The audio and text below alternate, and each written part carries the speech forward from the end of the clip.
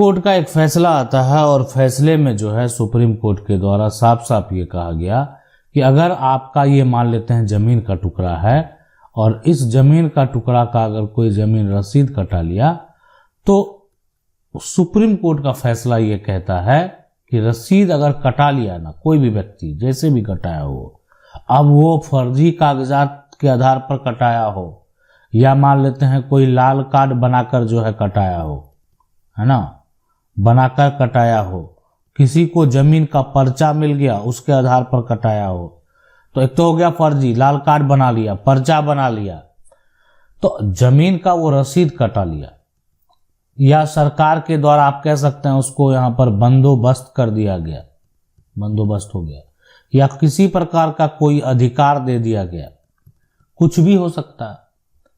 तो अगर ऐसा हुआ है ना तो सीधी बात समझ लें यहाँ पर कि जो अगर व्यक्ति रसीद कटा लिया है ना तो सबसे बड़ा सवाल है कि हमारा कानून क्या कहता है। आज देखें समस्या ऐसा ही है, और अगर आपका भी इस प्रकार का कोई भी समस्या है आप हमें कमेंट कर सकते हैं। अगर आप कानून की 99 को देख रहे हैं तो आप जाएंगे वीडियो के कमेंट बॉक्स में, आप वहां पर सवाल अपना जो है पूछ सकते हैं। यहाँ पर सवाल है सर मेरे दादाजी के खतियान में 5 हिस्सा है, उसमें एक आदमी के नाम पर लाल कार्ड बनाकर उसका पूरे जमीन का रसीद जो है यहाँ पर कटा रहा है, मगर 4 आदमी का हिस्सा नहीं मिला है। ये 1976-1977 में ऐसा काम किया है। तो देखें इस बात को आप समझ लें, इस प्रक्रिया को आप समझ लें कि मान लेते हैं कोई भी व्यक्ति है, एक आदमी लाल कार्ड बना लिया और पूरा जमीन का रसीद जो है कटा लिया, मगर उसका हिस्सा जो है वो नहीं मिल रहा। 1976-77 में ऐसा हुआ है। तो दादाजी के खतियान में यहाँ पर 5 हिस्सा है। तो अगर कोई ऐसा किया है तो कानूनी तौर पर और सुप्रीम कोर्ट का फैसले के अनुसार आप समझ लें, आपके जमीन का टुकड़ा का अगर कोई भी जमीन का रसीद कटा लिया तो उसको कानूनी तौर पर जो है मालिकाना हक जो है वो नहीं मिलेगा, नहीं मिलेगा। इस बात को समझ लें, कोई ऐसा अगर कर लिया ना तो उसको कानूनी तौर पर जो है मालिकाना हक नहीं मिलने वाला। असली मालिक बनने के लिए या मालिकाना हक प्राप्त करने के लिए उसको जो है क्या होगा, यानी अगर वो मालिकाना हक प्राप्त करता है या कोई मालिकाना हक का दावा करता है तो उसके पास ऐसे दस्तावेज होने चाहिए जो कानूनी तौर पर मान्य है, यानी रजिस्टर्ड डॉक्यूमेंट है। अनरजिस्टर्ड डॉक्यूमेंट कानूनी तौर पर मान्य नहीं होगा। अगर आपके पास रजिस्टर्ड डॉक्यूमेंट है वही कानूनी तौर पर मान्य होगा।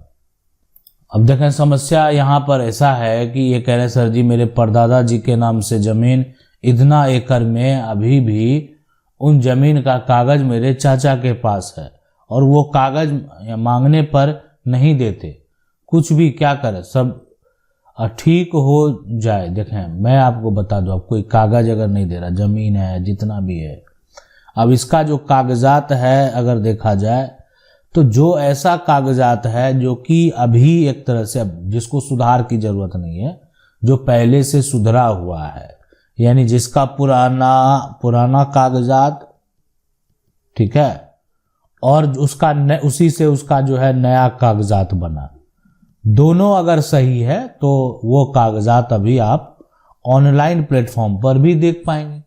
अब जिसमें त्रुटि है वही नहीं दिख रहा है, लेकिन जिसमें त्रुटि नहीं है वो तो आप देख पाएंगे। तो अगर मांगने की जरूरत क्या है, आपका जो प्लॉट है उसको आप ऑनलाइन जो है डिटेल निकाल सकते हैं। अब कहेंगे कि नहीं निकलता है, अब जो कागजात आप निकालना चाहते हैं तब फिर आपको अपना जिला से जो है जाना होगा। अगर आप किसी प्रकार का जमीन रसीद का नकल निकालना चाहते हैं तो आपका जो नज़दीकी अंचल में यहाँ पर जो है राजस्व कार्यालय जो होगा वहाँ से आप उसको जो है निकाल सकते हैं। ये है पूरा प्रक्रिया इसको निकालने का। देखिए पहले के समय में ऐसा होता था, ये जमीन का टुकड़ा है, जमीन का अगर आप कर नहीं देते थे तो उस केस में, तो अंग्रेजों के समय में ऐसा सिस्टम था, कर कोई नहीं दिया तो उसकी जमीन को जो है यहाँ पर जो जमीन होता था उसको नीलाम कर दिया जाता था, नीलाम हो गया वो जमीन। अब यहाँ पर अगर देखा जाए खतियान के अनुसार अगर जमीन नीलाम हो गया तो उसका नीलामी का कागज ना हो तो किसका होगा।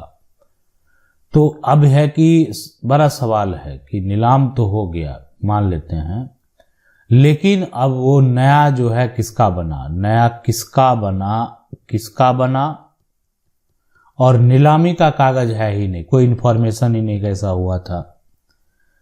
तो अभी वो जो है भी होना बेहद जरूरी है। अगर ऐसा नहीं हुआ है तो फिर समस्या है, इसमें बहुत बड़ी समस्या है कि नीलामी का कागज तो है ही नहीं। लेकिन पुराना खतियान जो एक तरह से बना है उसी के अनुसार नया बना हुआ है, अब उससे पीछे का आप जो है दस्तावेज प्रस्तुत नहीं कर पा रहे, तो फिर उस तरह का दावा जो है करना भी बेकार है और वो दावा आप कर भी नहीं पाएंगे। देखें, अगर आप भी इस प्रकार का कोई समस्या में फंसे हुए हैं, आप जो है कानून की 99 पर जाएंगे, कमेंट करके अपना समस्या रख सकते हैं। मेरा प्रयास रहेगा आपको उस समस्या से इस तरीके से जो है बताने का ताकि आप उस समस्या से निकल सकें। अब यहाँ पर देखें, ये कह रहे हैं मेरी बुआ और बुआ का जो बेटा है उसका ललन पोषण पापा किए, मगर जो है वो केस कर दी यहाँ पर जो है, और जमीन पूरे घर का 80% भाग का और 20% में 2 भाई 1 बहन का हिस्सा दिखा रहा है। यहाँ पर पूरे जिंदगी का जो है यहाँ पर कच्चा जो भी है मकान से पूरा पक्का मकान बनाया, दोनों बहन कब्जा करने की कोशिश कर रही है बिना शादी के। मेरी एक बुआ का यहाँ पर बच्चा है। देखें, यहाँ पर जो है सबसे बड़ी बात समझने वाली बात है कि जो पूरा घर का है ना, अब 2 भाई है 1 बहन का हिस्सा दिखा रहा है, तो इसमें होगा क्या कि मान लेते हैं कहीं पर भी 2 भाई है और 1 बहन है, तो उसमें 3 हिस्सों में प्रॉपर्टी को बांटा जाएगा। ठीक है, अब इसके लिए जो है अगर देखा जाए यहाँ पर कि आप जो है ये अगर देखा, ये 1 बहन जो मान लेते हैं यहाँ पर है, या 2 बहन है या 3 बहन है, तो एक यहाँ पर देखना चाहते हैं कि बहन को हिस्से से वंचित कैसे कर सकते हैं, हिस्से से वंचित जो है यहाँ पर कैसे कर सकते हैं, एक बड़ा सवाल है और ये आपको जानना होगा, समझना होगा, और इसके लिए हम पहले बता भी चुके हुए हैं और आगे भी इसको बता देंगे।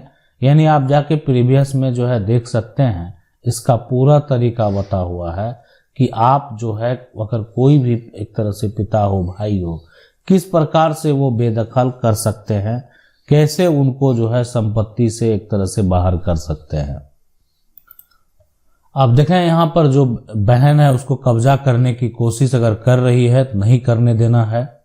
ठीक है, अगर इस प्रकार का किसी प्रकार का कोई दावा किया जा रहा है, उस दावा करने से आपको रोकना है, मतलब बलपूर्वक जो हो सके जो रोकने का प्रयास है वो करेंगे।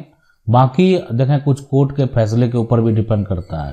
कानूनी तौर पर जो कानून कहता है कि बहन जो है यहाँ पर बेटी जो है वो परिवार की उत्तराधिकारी है, अगर एक भाई होता तो उसका कानूनी तौर पर हक होता, उसी प्रकार अगर बहन है तो वो भी अपना हक ले सकती है, आप उससे उसको वंचित नहीं कर सकते। अगला सवाल है, सर मेरी दादी आज से 50-55 साल से मायके यहाँ पर रहने गई थी और मेरा परदादा के नाम से जमीन है, मेरा यहाँ पर चचेरे दादा का जो है तो यहाँ पर जो है अपने पत्नी के नाम जो है कर दिया है। मेरे दादा यहाँ पर पापा और जो है दादी जो है तीनों मार चुकी है, हम लोग का हिस्सा मिलेगा कि नहीं, हम लोग यहाँ पर जो है मायके में रहते हैं। देखें, बेवजह अगर कोई कब्जा करता है, बिना वसीयत के आधार पर कब्जा करता है, बिना हक के आधार पर कब्जा करता है, उसके पास कागजात नहीं है, तो वो संपत्ति तो उसको वापस करनी होगी। बहुत लोग क्या होता है ना कि हिम्मत तब हार देते हैं कि जमीन का कागजात तो उनके दादा परदादा के नाम, लेकिन जमीन की जब यहाँ पर बात करें, दूसरा जो कब्जा करने वाला है वो रसीद भी कटा लिया। अब पहले आप उसका कागजात को रद्द करवाएंगे तब तो आगे का प्रक्रिया करेंगे। तो यहाँ पर भी लोगों को डर लगता है कि आखिर क्या करेंगे, कैसे करेंगे, किस प्रकार से ये होगा। पहले तो उसके दाखिल खारिज को, यानी वो क्या किया, अपने नाम से जमाबंदी कायम करवा लिया, तो पहले तो उसको रद्द करना पड़ेगा, उसके बाद आगे का प्रक्रिया करना पड़ेगा। इसलिए कि यहाँ पर परदादा के नाम से जमीन है, अब चचेरे दादा का लड़का ऐसा करा लिया है, कब्जा कर लिया और अपने पत्नी के नाम कर दिया है, तो क्या किया, पत्नी के नाम मान लेते हैं। कोई जमीन का अगर ऐसे रजिस्ट्री कर देगा चचेरे दादा का लड़का, तो उस केस में तो उसका हक ही पहले नहीं है। जो पहला उत्तराधिकारी है कानूनी तौर पर, तो वही कुछ भी कर सकता है। तो ऐसा अगर कर दिया है ना, तो फर्जी है वो कागजात, है ना। आप जो है यहाँ पर सिविल कोर्ट में उसको केस फाइल करके आप अपना जो है उत्तराधिकारी होने का, यानी आपके पास उसका टाइटल है, वो आप दावा कर सकते हैं प्राप्त करने के लिए। आशा करते हैं वीडियो अच्छा लगा होगा। वीडियो लाइक जरूर कर दे। चैनल को पहली बार देख रहे हैं, सब्सक्राइब करके जो बेल आइकन है उसको जरूर दबा लें। मिलते हैं अगले वीडियो में, तब तक के लिए जय हिंद।